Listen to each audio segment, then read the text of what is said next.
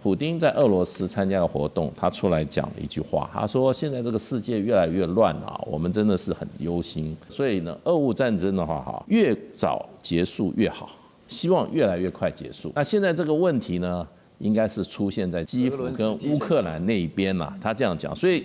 记者就去问川普，所以就是说，川普就说顺水推舟这样子。是的，可是呢，这个问题就变成你川普你的立场也不是很稳定，你一下答应了俄罗斯，回过来又跟俄罗斯又施压，你一下来又泽伦斯基听你的时候呢，你就把泽伦斯基踩在脚底下。现在泽伦斯基不听你的，你要怎么办？在俄乌战争的最新发展呢，现在在这个礼拜呢，俄乌的双方。先来看到俄罗斯的国防部，他们有一个最新的通报，表示呢，俄军继续向乌克兰的防御区来挺进，逐步呢在苏梅还有哈尔科夫这些地区建立了安全区，目前已经实质控制了苏梅州的科马罗夫卡镇。那俄军的武装部队打击了乌克兰远程无人机的储存点，还有起飞准备点。另外，俄军防空系统也击落了260架乌克兰的无人机。至于乌军这边呢，中央司令就说呢，乌军也是部署了，已经部署了由美国 V2X 公司所生产的暴风雨飞弹越野车，也成功击落了21架俄军见证者的自杀无人机。双方现在都在主攻对方的无人机总之呢，就是各有战果，然后呢，把战果拿出来告诉全世界。但此时也看到一个消息，就是乌克兰的新任防长叫费多罗夫，他就表示，乌克兰军队大约有20万名士兵未经允许擅自离开岗位，或者是因为另外就是涉嫌逃避兵役被通缉的人大约有200万人之多。这个数字点出了一个什么事实呢？就是战争打到现在已经快要4年了，越来越没有人了，越来越没有兵了。好，那么就是有人有兵，可是呢，大家都不再想打，想要逃兵的逃兵，想要规避兵役的规避兵役所以俄乌战争也看到了一个血淋淋的事实，就是现在新的战场样态是不是已经形成了？姜老师你怎么看到无人化的这个作战战略？因为最近都在讲的无人机，未来无人化。对，没有错。现在因为俄乌战争之后，大家就广泛的看到无人机以后在未来战场所扮演的重要的角色。它不但可以做长距离的巡逻、侦察、察打一体，也可以支援前线的战斗。那更重要的是，现在中长程无人机被视为是巡弋飞弹跟弹道飞弹这种高价飞弹的一种很好的替代品，很好的替代品。所以接下来大家都看到无人机以后在未来战场的潜力，那包括两岸，其实两岸也是如此。现在两岸基本上都在大量的扩充各种形式的无人机，但是我觉得对于台湾来讲，会比较有一点在以后的这种两岸的无人机冲突面，会比较有一点点不利的是，第一个，因为我们可能因为各种政治考量，特别是华府的态度。我们通常会等中共出手之后，我们再进行相关的反击。换句话说，变成中共会掌握主动权，所以他会先发动。那更重要的是，当这个无人机各军兵种都大量使用无人机，那甚至以后中共做蜂群无人机，那我们这边也有大量的无人机的时候，这个时候决定无人机在战场上表现的关键。就不是无人机本身了，而是支撑这个无人机运作的各种的体系，导航啊、通信啊等等。然后接下来就是人工智慧 AI 的部分，因为当你无人机数量大到一定程度的时候，你不可能再用每个人脑去控制，所以到最后是用人工智慧去控制。包括以后中共一直在推的，以后它的蜂群无人机，对，这都是透过人工智慧来控制。它不但可以根据状况决定我这个机群飞行的路径、进入的方向，甚至于在我的机群受到一定的损失之后，它会自动去解算说，那我的攻击顺序、攻击目标要不要调整？那这个蜂群无人机靠的当然就是算力嘛。那坦白讲，这一方面，也许我们在数量方面，我们可以很快的建立起一个很大的无人机，但是呢，在人工智慧方面，我们要跟中共抗衡。坦白讲，有非常大的难度。而且您在提的时候，我还想到了另外一个，就是载台的问题。因为载台是可以行动的、移动的，就是说有无人机的航母，这是中国大陆有的。对，中共以后也会。那我们就只有固定的在岛，就是这个台湾的不同的地方，可是它这是固定的。而且就是刚刚提到的，通常是中共有开打的主动权。所以中共的东西会比我们的先离地，会比我们先离地。就是它的第一集。对，我们有时候可能会被迫承受第一集。所以在这种状况下，就使得在两岸这种无人机冲突当中，我方有先天比较不利的地方。但是如果进入到所谓的国土防卫战，那到时候靠的是战术型无人机或中小型无人机的话，那台湾方面这个当然就会挽回一些的优势。对，所以未来的这种无人机冲突是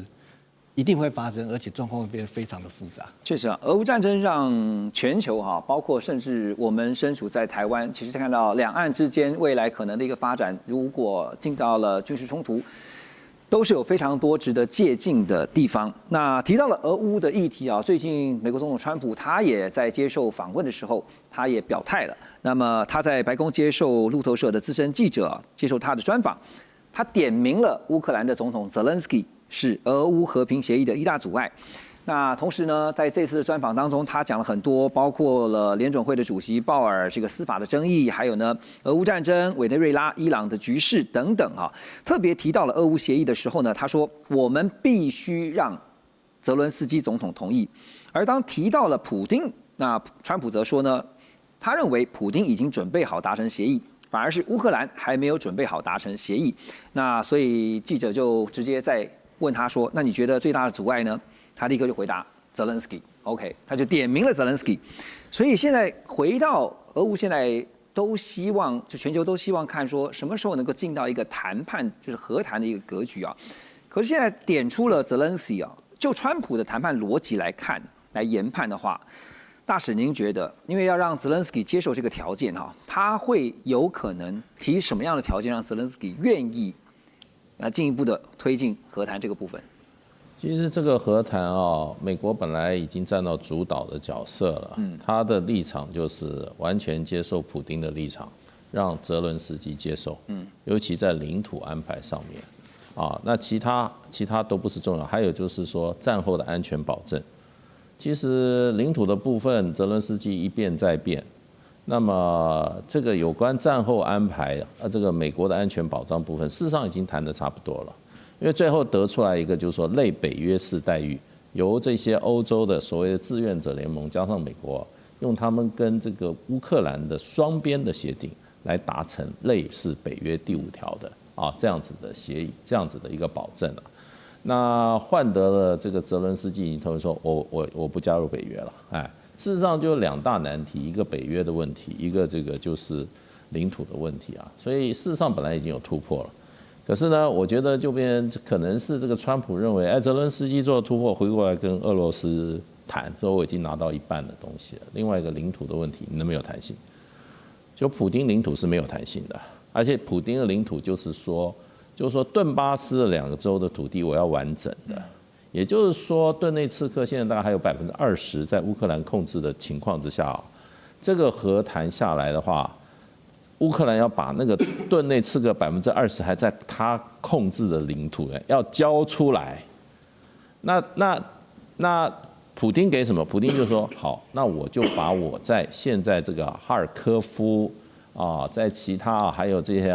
第内伯罗一些零星占的一些土地我还给你，所以就领土交换。那这些部分的话，其实川普事实上可能也认为普丁没有弹性不够。所以川普居然说我要对俄罗斯施压了，对不对？谁在买俄罗斯石油，通通25%，然后呢，又把俄罗斯的那个这个石油公司在美国这些资产给它冻结，所以川普是改来改去的。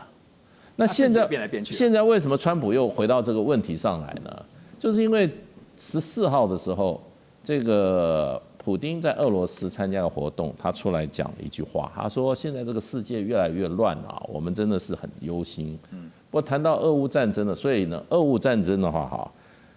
越早结束越好，希望越来越快结束。那现在这个问题呢，应该是出现在基辅跟这个基辅跟乌克兰那一边他这样讲，所以。记者就去问川普，也就是说，川普就顺水推舟这样子。是的，可是呢，这个问题就变，你川普你的立场也不是很稳定，你一下答应了俄罗斯，回过来又跟俄罗斯又施压，那你一下来又泽伦斯基听你的时候呢，你就把泽伦斯基踩在脚底下。现在泽伦斯基不听你的，你要怎么办？因为泽伦斯基事实上在去年年底的时候，他已经得到欧盟给他900亿的欧元的承诺，钱有了。因为川普手上就2张牌，第一个不给你钱，第二个他武器老早都不给了，你要就让北约拿钱来买。对，第一个钱你没有钱你就不要打。第二个呢，他用贪腐案来逼泽伦斯基下台，结果呢这2张牌现在都落空。为什么？因为欧盟志愿者联盟现在已经同意拿900亿欧元，是2026到2027的。你的国家预算跟你的军事用开支，现在昨天那个冯德莱恩还讲，300亿是给你行政支出，600亿是给武器，给2年。泽伦斯基有钱了就不怕了。另外一方面，泽伦斯基已经把国防部长也换了，军队的要员通通换，就表示他地位稳固啊。地位稳固就没有什么改选问题，本来30天，本来可以往那个谈的方向了，现在本来有贪腐啊，结果最近抓了一个前总统，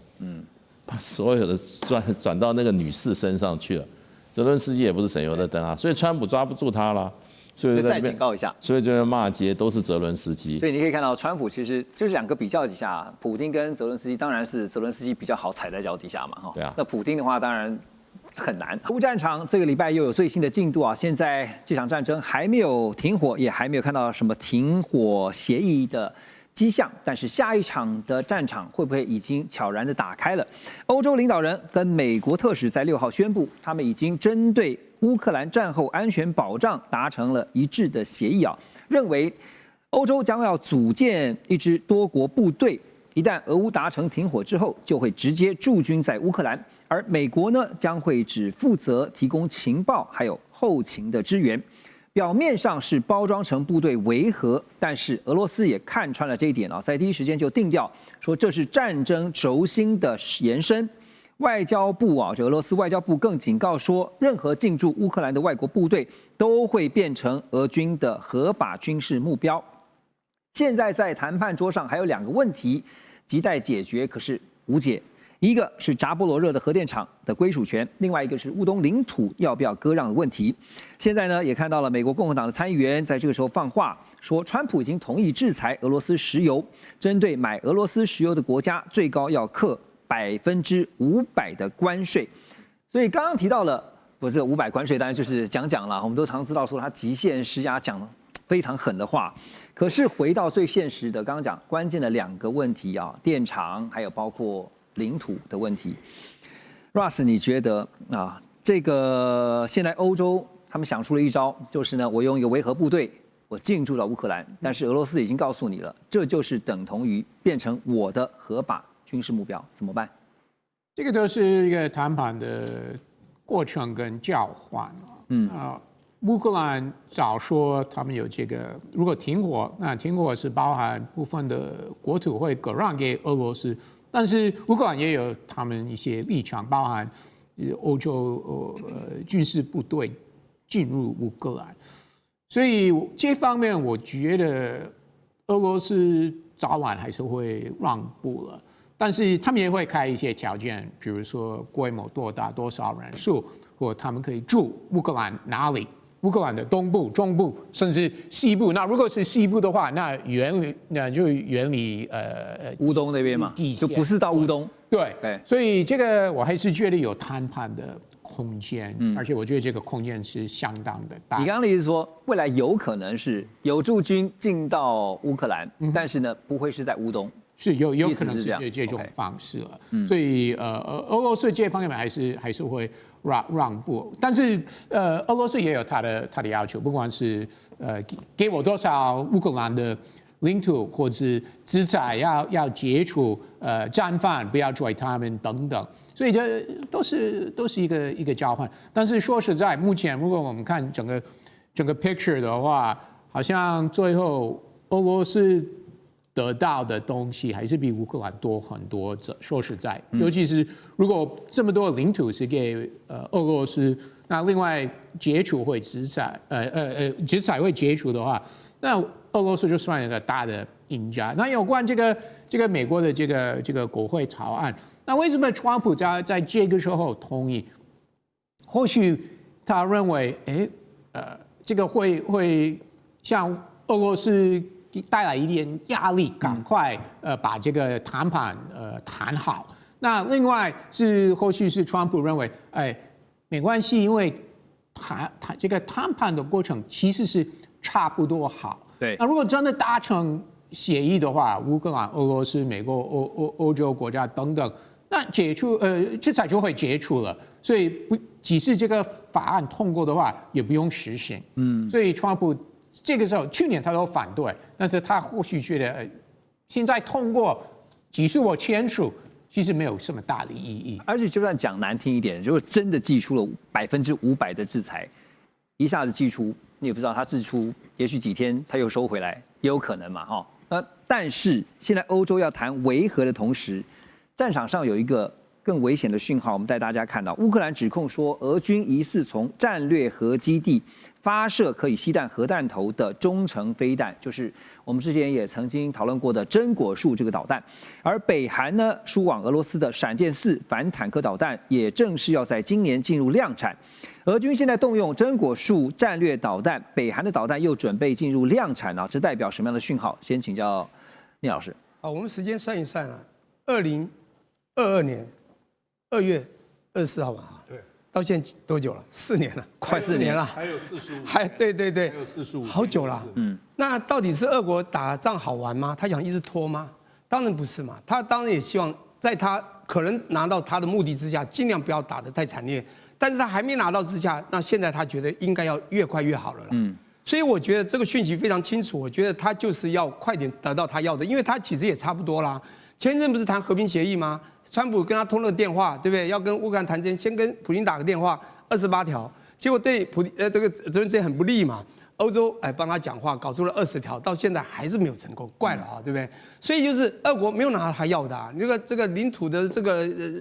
个放弃的部分，乌克兰还是不放嘛。而且还有一个很重要的是，刚刚 Ross 讲的经济制裁的部分。对经济制裁好，当然经济制裁是他后续啦，就是说他这个28条里面包括以后经济制裁要放松嘛。对，当然讲那个关税我觉得都不用再提，他的喊都是喊价，他的目的，他只是他的手段工具，他达的目的当然就是他要拿到川普要拿的东西嘛。那今天讲到一个，大家还知道，刚刚讲到这个是比较特别，叫真果树啊，不是真假假，真木字旁那个木槿真。这个真果树呢是有这个可惜核弹头的中程飞弹。有核弹头，听到核弹，你大概就感觉不一样，一砸下去可能就这种菌种那种爆起来，有威慑力，史上非常可怕的。那在这个之前，他在这一年也打了一个东西，大家应该也知道，它叫什么 FAB 什么东西，地狱飞弹嘛。大家有听过吧？就滑翔翼加上制导系统的地狱飞弹，它不是在这一年不断的攻吗？这个可能成本低一点，它一打下去也会有巨大的弹孔啊，也有一点威吓效力啊。而且它也是一个先进多平台多目标的一个精准打击的一个这个飞弹。那这样子已经让他步步为营啊。其实他已经攻进了，我觉得差不多1/5这个乌东的这个地方。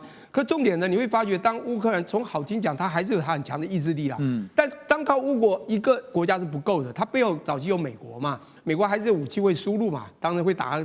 得越久越惨，就是消耗战。那当然也还有北约这个 NATO 这个会不断的有声音啊，最少精神上啊，不管说军事武力有多少，经常会支持你嘛。我刚刚很赞成他讲的，我也是这样想。这北约要进驻他这个地方，不管用任何方式，因为他的和平条也有讲，北约以后不可以进军嘛，甚至他限缩他的军力，对不对？你进军他不可能在东边呐，他一定是somehow的告诉他说，我还是支持你。可是你知道，当时俄国会打他，最主要的讯息就是你武器不要东扩。北约你不要给我想要加入嘛，你北约不断要来，当然他就会锁定可能是这样的目标。我的意思说，他当然你说这个意义在哪里？当然我觉得他除了这个您刚讲的这个，还有包括真果树，还有这个北韩要支持他的闪电4之外，我觉得还有我刚刚讲的地狱飞弹等等，他就是要希望尽快的达到他的必胜，然后他的必胜下面就是他有一些包括他和平谈判，他愿意承受的拿到的东西要拿到。对，我觉得是他现在想要做的东西。我们现在看整个局啊，就是把态势都拉高，但是呢，就是回到谈判上面的话，我怎么样能够争取更多的筹码？这场战争，当然大家也看到了，刚刚提到还有45天啊，真的是快啊，马上就要4年了，打得还真久。这场战争当然也改变了整个战场的态势啊。怎么说？因为像是乌军的 F-16的飞行员就坦白告诉大家说，北约的教范根本不适用。还有呢，尤其在无人机的攻势上，乌克兰大量部署了成本只要$1000的拦截无人机。俄军更是把见证者自杀无人机加挂了防空飞弹，改装成空中伏击者。所以你看到战场的态势改变了很多战争的行为，而俄乌双方呢，甚至大量使用电动摩托车来取代传统的军车，所以要提高它的机动性，加上成本又低廉。未来会不会呢？还有更多的现在正在研发的机器人大量的投入战场啊，都是有可能的哈。那么未来整个战场上面会不会就是因此而走向一个去人化，变成了高科技与低成本兼顾的对决样态？这个部分老师怎么看？技术不断的在发展战争的形态也在改变，但是战争的本质没有变，因为武力用兵的最基础是要达到政治的目的，政治目的没有达到，这个战事就拖很久。35年前就打过波斯湾战争，100小时地面战争结束，大家认为是那种教科书级的新军事革命出现，结果美国在中东还是耗了20年。那现在不管你无人系统啊，你有多少新链啊，这种新的技术打了快4年。那这次有没有改变？当然有，比如说无人系统，所有学军事的或谈用兵的。当然，这场战争的形态变化很大，无人系统还有全时监控，现在几乎战场是透明，我完全知道你的东西在哪里，什么位置，你也知道我在哪里。可是大原则就是指挥、管制、通信，只管通行，只管通勤这些还是没有变，只是说它的工具不一样。战争的胜负的关键是意志力，抵抗意志。可是俄乌战争打了以后，我在外面都讲，打的是工业能力跟弹药，弹药打完就没了，就消耗战。工业制造能力追不上，你就没东西打。所以当然有很多变化，是我们研究专业问题的人要持续去探讨。可是它并没有解决人类之间的这种武装冲突，它也不会缩短时间。科技越进步，并不代表战争时间越短。老师刚刚点到的重点这个本质是不会改变的我们只会看到战争一再的发生，然后呢一再的空前，但是不会绝后，而且该检讨的会不会是好战的人性呢？马上回来。俄罗斯总统普丁呢，最近和美国总统川普通话，他特别在这场通话当中指控乌克兰，说乌克兰出动了91架无人机袭击普丁在诺夫哥罗德的官邸，此事真的是非同小可所以因此呢，这个川普在第一时间曾经表示，听到的时候很愤怒并且直言说我不喜欢这样，因为这样的话会打破了俄乌现在是要往和谈的方向这样的一个进度。可这个案情呢，现在出现最新的逆转先是 CIA 的局长叫雷特克夫，他向川普简报说 CIA 的研判这个乌克兰并没有攻击普丁的官邸。接下来就看到了川普在跨年当天，他发文特别转发这个《纽约邮报》的社论这社论是这样写的，标题是说普丁拿遇袭说事，暴露俄罗斯才是和平的绊脚石。所以现在普丁官邸遇袭的事件有人也认为是假旗行动，但不管如何，目前可以确定的一件事情就是呢，不管是俄罗斯也好，是乌克兰也好，甚至包括会不会是美方也好，就是有一方是不希望这个俄乌的和谈顺利达成。好，所以整场事件呢，现在陷到了一个罗生门，各说各话。那如果从动机跟目的来研判的话，黄老师你怎么看这个现在一定是有人是不希望俄乌的和谈是顺利的嘛？这个和谈不顺利那可能是对于俄乌战事中间有利的一方因为不然有利的一方可能觉得自己还可以拿到更多，可以有更好的条件。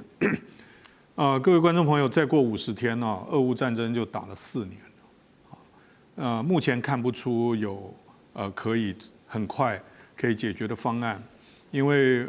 乌克兰的总统泽连斯基一再的坚持不可以割让领土。目前看起来至少在嘴巴上面没有妥协的余地。那么俄罗斯呢，它在军事上，在乌克兰境内，它是攻势比较明确然后比较占上风的。是。那占上风的要不要现在接受和谈？那就是和谈后的条件是什么？当然，它的主导权会比乌克兰要稍微多一点。第三个就是用91架无人机去打他的官邸，去搞斩首行动。那么除了对这个，如果是真的话，那当然就没有和谈的几率就更低了。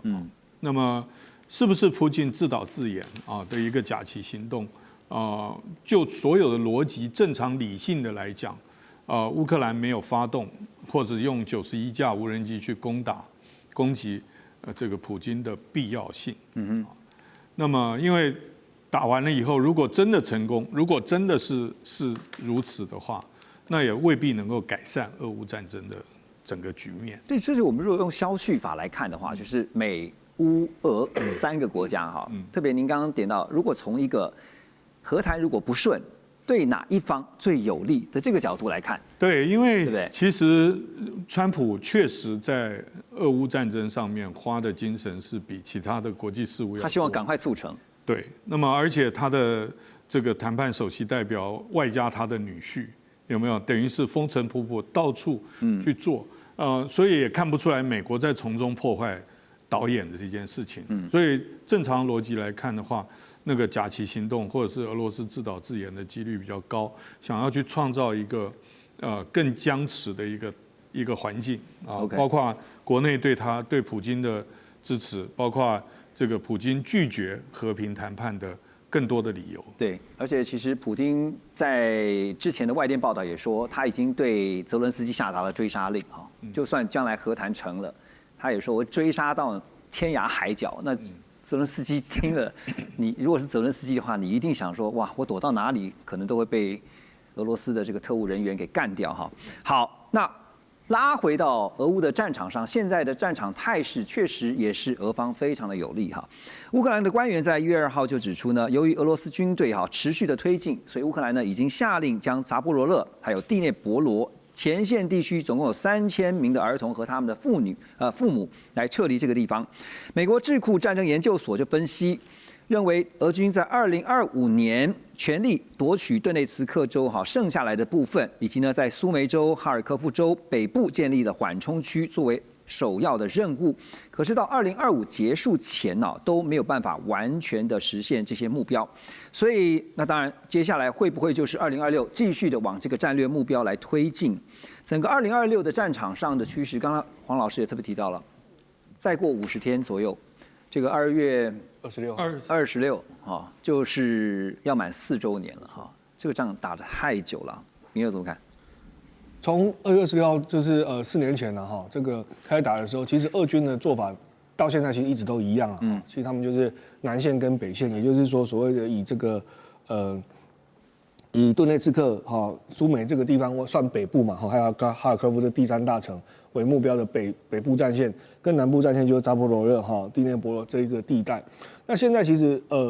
因为整个战场非常的广袤，而且双方的坦白讲，就是以这个所谓的损失的人数来看，其实非常惊人的。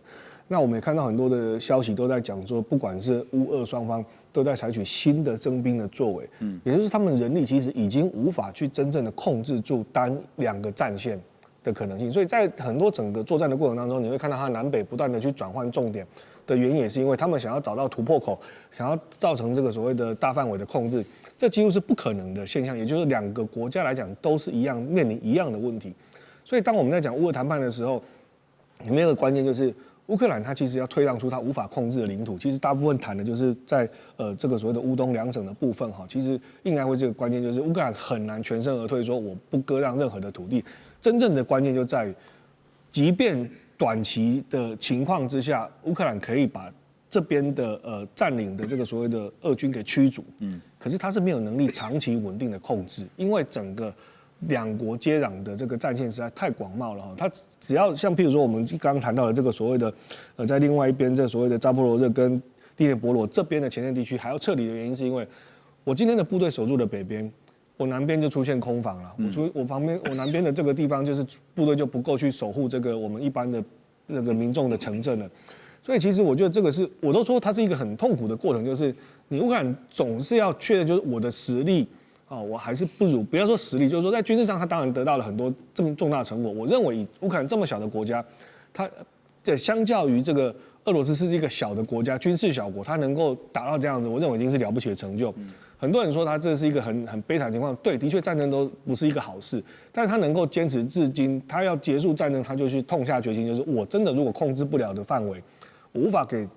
人民保障承诺的这个范围，我可能就得割让出去。这个大概就是所谓的泽伦斯基讲的这个所谓的10%。而且现在关键就是你刚刚提到的前线的兵力是不足的问题。对，今天你调到北部、南部就缺了嘛。对，它其实是一个整体的流动，就是说调来调去，其实你就剩这些人而已了哈。所以我才会说，不管怎样，俄军其实也一样的情况，但是对他来讲，因为乌东两省他已经有一个稳定的，他有去实施行政的一个过程了哈，他甚至在里面还有发动人民的公投，所以我认为在这个地方，乌克兰如果能够有一个政治的说法，或者说借由这个所谓的和平谈判的情况之下，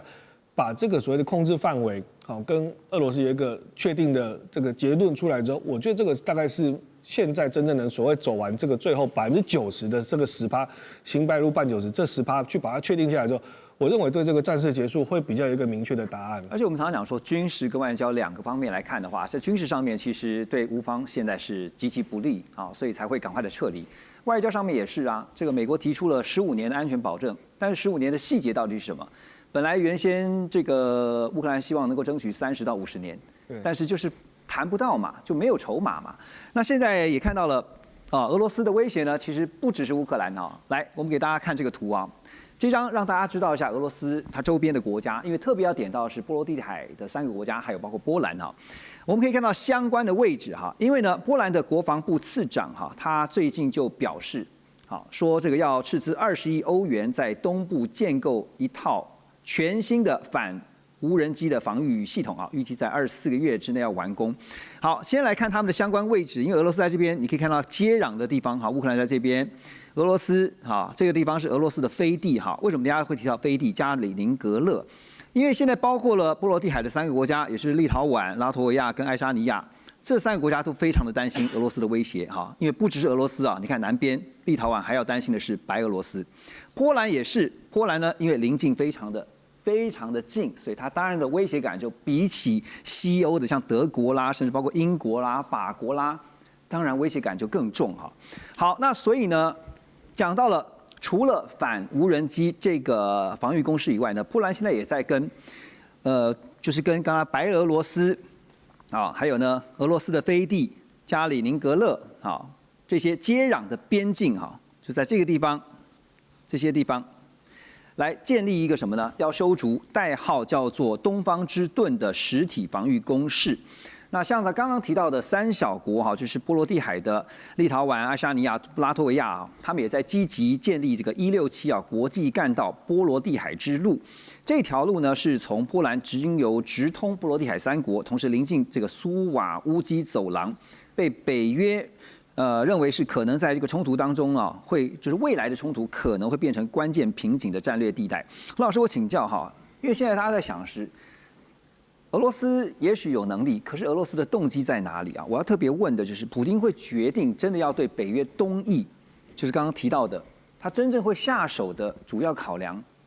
是什么呢？当然，如果这一次的这个乌东的一个战事哈，俄罗斯可以拿到这个他的一个战果哈，换句话说就是这个把乌东给拿下来，然后也确保了早就已经在他手上的克里米亚。那先取得这个黑海，因为我们都知道整个苏联解体之后，对不对？然后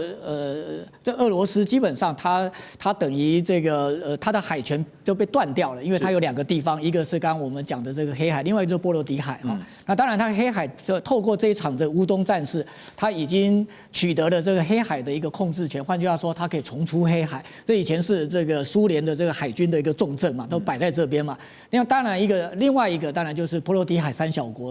这个他所扼住的这个俄罗斯往这个波罗的海走的这样的一个通路。不过，如果是普丁这个他继续乘胜追击的话，这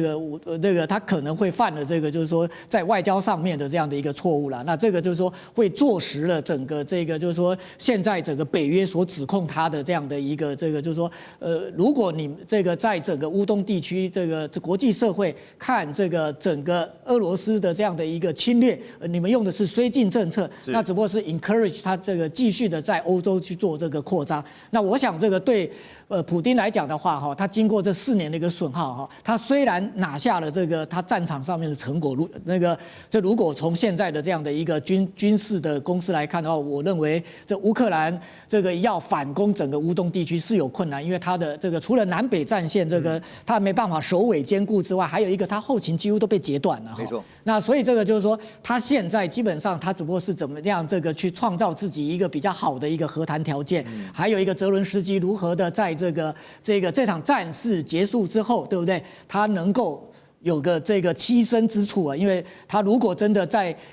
这个就是说这个乌克兰在举行总统大选的话，那他也应该是会这个交出政权哈。OK， 那就是说现在的这场战事应该是会结束，说结束之后的这个俄罗斯哈会不会如这个一般的这个像很多欧洲的评论讲说他会乘胜，说这个普丁会食髓知味，乘胜追击。不过我们从普丁现在的一个这个做法上来看的话哈，我认为有一个国家才是紧张的哈，就是日本。为什么？因为你看哦，这日本在这一次的这个2025年的年底，中国大陆在台湾的这个所谓的这个正义之剑的这样的一个这演习之外，它北边的这个北方四岛，对不对？它马上这个从现在开始的2个月的时间，它几乎。俄罗斯它是埋锅造饭对不对？在那边这个他要去进行一个军事演，这是一个军事演习之外，这基本上这也是一个这个就是说在这个战略上面的这样的一个宣示，就是俄罗斯这个除了在乌克兰这个地方，在黑海这个地方之外，他要再重新回到远东。对，事实上我们都知道，冷战之后，虽然我们讲这美国对不对重返亚洲，但基本上我们觉得这句话怪怪的这美国从来没有离开过这边啊，对不对？真的离开整个东亚的是俄罗斯吧？那俄罗斯现在如果他乌东这边他取得了他的一个成果之外，从普丁现在的一个军事布局的话，他要这个去加强他在整个这个等于是就是鄂霍次克海这边，就北方四岛这边的这样的一个对这些岛屿的一个控制。这对日本来讲，他会陷入一个战略困境。为什么？就是说日本在这个过去我们看从近世以来，就是日本在江户时代，他最在意的一个威胁就是俄国。那这个俄国又回来了哈，而且就是说，不止俄国回来了，它的南边的中国大陆给它的一个战略压力是越来越大。它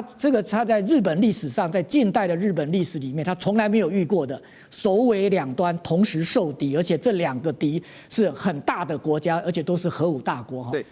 所以这个才是日本的一个麻烦了。所以我经常开玩笑讲哈，现在最不想乌东战事停下来的国家是谁哈？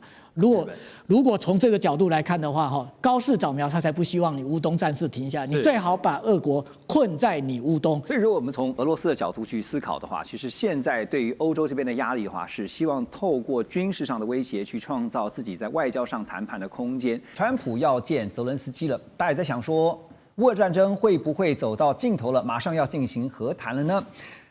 有看法是认为，在新的一年2026可能是最关键的一年了。那在2026新年前夕呢，我们刚刚特别提到了美国媒体就是 Axios 呢，他们特别指出，川普在12月28号将会在海湖庄园跟泽伦斯基见面。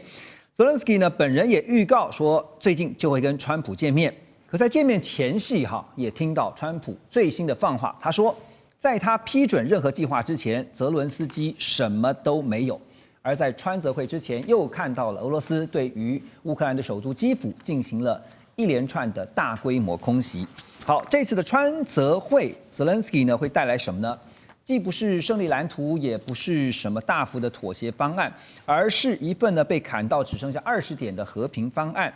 就连泽伦斯基自己也坦诚，他对于文件的部分内容并不满意，其中最大的2个争议就是1领土，第2个就是核电厂控制权的问题，但这2个问题完全没有被解决。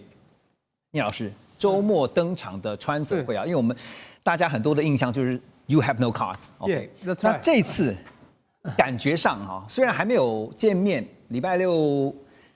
这个还没见面，但是已经觉得又是一场鸿门宴了，你怎么看？看起来好像不太容易成，因为两边在拉锯。那当然，川普一直想得和平奖，那他又很希望能够快点和，快促成。但川普也是大小眼，他知道普丁当然势力量啊都比这个乌克兰大，那两边都有他要的利益，你知道吗？但他私底下实际上应该跟普丁比较友好，也比较尊重一些普丁。因此呢，在谈和谈的那1-2个月前呢，就跟乌克兰说要和谈之后，他跳过他，先跟普丁打个电话说：“哎，我们要和谈，你觉得你有什么要求？”就定出了一个28项条这协议，和平协议，这很奇怪啊！而且乌克兰一看傻眼了，大是对普丁特别好，里面包括割地，那时候不管顿内茨克，对不对？或者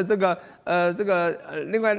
那个就乌东的那个地方，全部当然已经被90%被这个俄国控制的这2个主要的土地。那他要割地嘛，就变成要割给了俄国，他已经不太高兴了。就卢甘斯克、顿内茨克2个。对，卢甘斯克和顿内茨克，还有那个克里米亚，当然这没有不在话下。那最重要还有，包括以前当俄国在2022年2月会打这个乌克兰，最主要的原因就是讲2个，也就是武器东扩，以加入北约。现在这2个呢，不但武器不能东扩，而且现军变60万以下，而且北约呢不能支持他，还不能在这个乌国这个扎军。你知道这个已经让这个乌克兰要大为失守。那当然，这里面还有人后来还说，这是给这个普丁这个很不错的一个礼遇，也就是说，未来你的经济制裁要慢慢消减，所以这个普丁当然很高兴。那样子28点，他如果接受，应该就没问题。可是泽连斯基当然不接受，而且欧洲也不太接受，因此又不断的谈，从27、26一直消。就是里面他谈的时候有一个很重要的说，他们一定要做到一个所谓的真正对乌克兰提供安全保障的做法。因此，这个新版的20条其实就是他希望美国、北约以及欧洲国家都能够提供乌克兰一个强而有力的安全保障。那我觉得这个就是他们希望将来达到真的全面的互不侵犯了哈。那这是他们想要的东西。可是重点来，这里面还是有乌克兰不能接受的啊。即便退让，因为那你如果再不接受，俄国就那算了，就继续打你，继续打下去啦。那最主要就是你刚刚讲2个地方了，我觉得到现在谈的，但这个让步大概也就差不多。我觉得第一个就是领土的争议，就是刚讲乌东的领土的控制权，还有一个就是这个扎波罗的核电厂，这个核电厂很重要，这是有故事性的。因为刚开始的时候，美国谈的时候是3个地方一起经营，我们3个来共经营。俄国当时还想说，那我自己来，我就是要完全控制。可是乌克兰不是，俄国不行，就我和你美国一起来好了。所以这里还是有一个拉锯，但是看起来乌克兰要的东西不会存在了，也就是美国和乌克兰，就是乌克兰他不敢自己拿，他要跟美国一起来，这也不可能存在，因为俄罗斯不可能接受。因此我觉得最后乌克兰到最后eventually还是会让，或者在这里面再拿一点点回来，但其他大部分就让出去了。而且不觉得有些蹊跷吗？就是在这个2人会面之前呢，川普就直接就先讲了狠话了，说我还没批准任何事情之前呢，泽伦斯基呢是什么都没有的，他就直接先定掉了哈。那所以现在回到说这个川泽会哈，当然在这个川普跟泽伦斯基2人会面之前，我们也看到了俄罗斯总统普丁他说话了，他直接就亮出了2张底牌。那俄方是放话说可以谈交换领土，因为现在乌克兰卡着就是其中一个问题，就是领土主权的问题。但是俄罗斯呢，他说我可以交换领土，可是我要整个顿巴斯。好，现实的版图是如何啊？目前呢，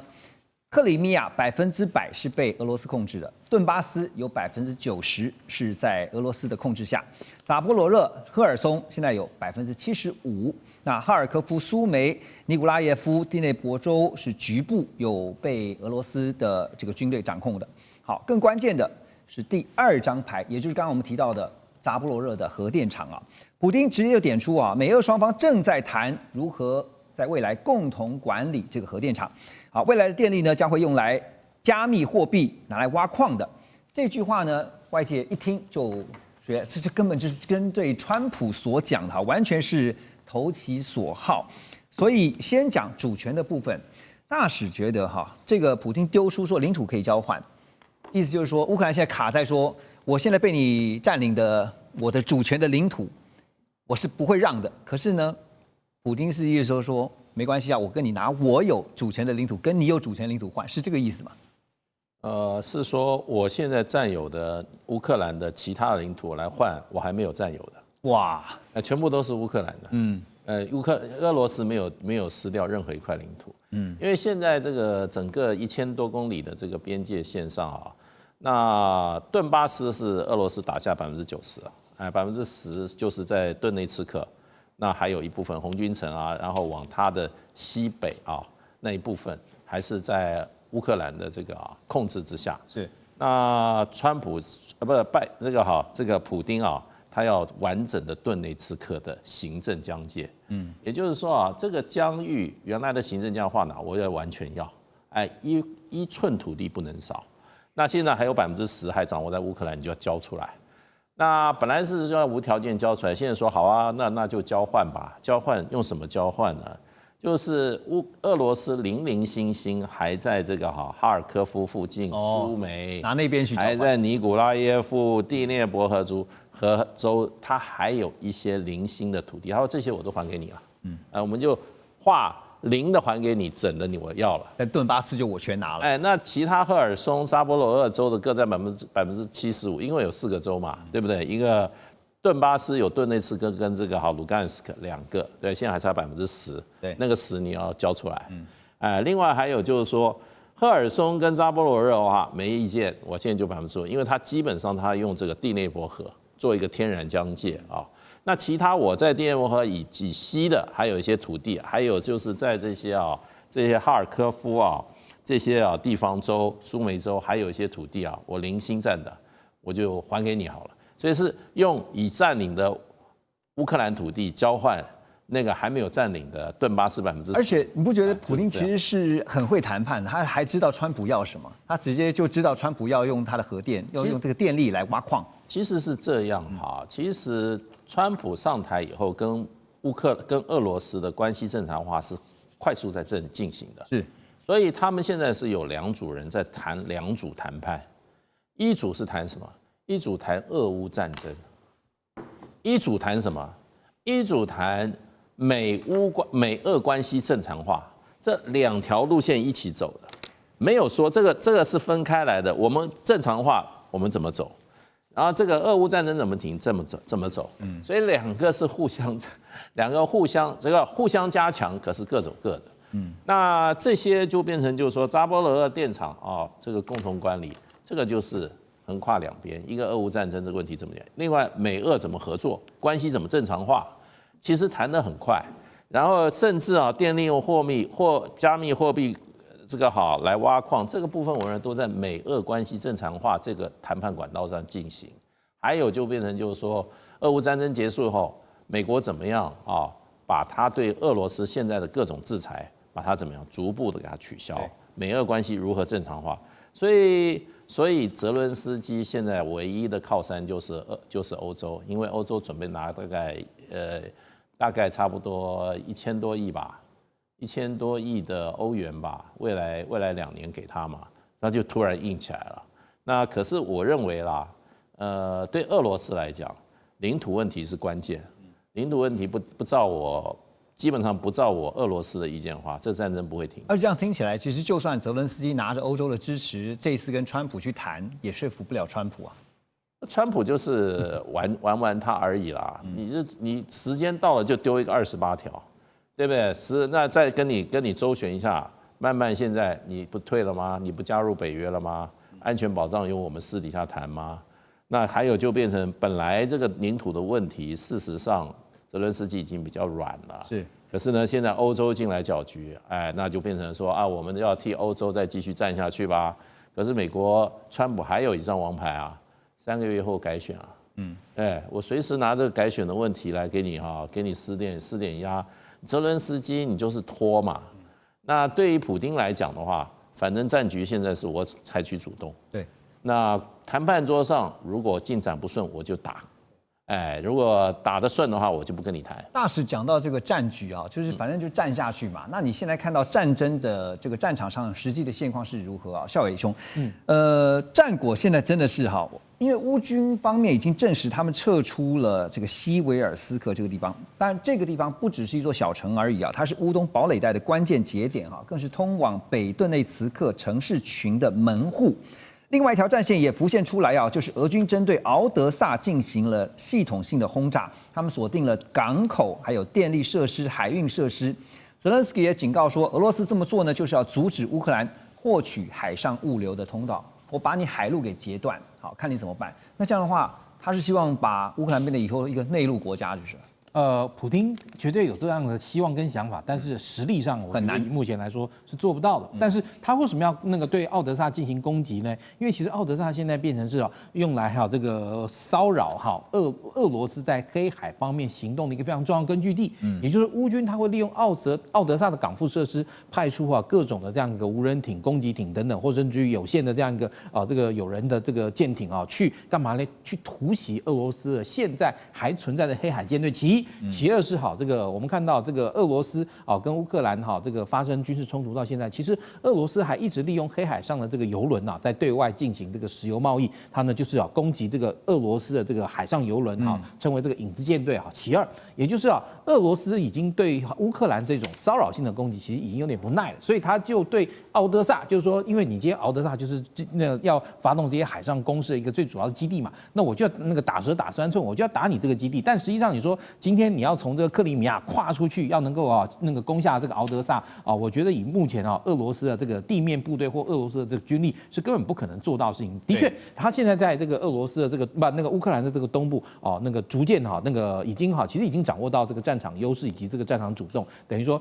现在整个在乌东地区的这个乌克兰部队完全面临到一个内线作战的窘境，也就是俄罗斯要在什么时候对他们发动攻击，他基本上只有防守的份，甚至要来防守兵力还不够，必须要一直毛起来向后撤。但是呢，你说今天这个孤悬在外的这个敖德萨离克里米亚有那么远，大概也有个100-200公里远你说今天俄罗斯要再从这个克里米亚出兵攻击敖德萨是不可能，但是他必须要把这个骚扰俄罗斯在黑海上各种行动，不管是商业或军事的重要的敖德萨